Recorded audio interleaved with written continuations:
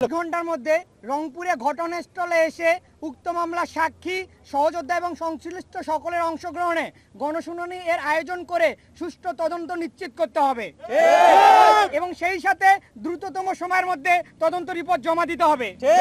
এর ব্যতিক্রম কিছু হলে আমরা বেগম রোকেয়া বিশ্ববিদ্যালয়ের সকল শিক্ষার্থী শিক্ষক মিলে এই আবু সাইদের বিশ্ববিদ্যালয় থেকে আবারও কঠোর আন্দোলন গড়ে তুলব।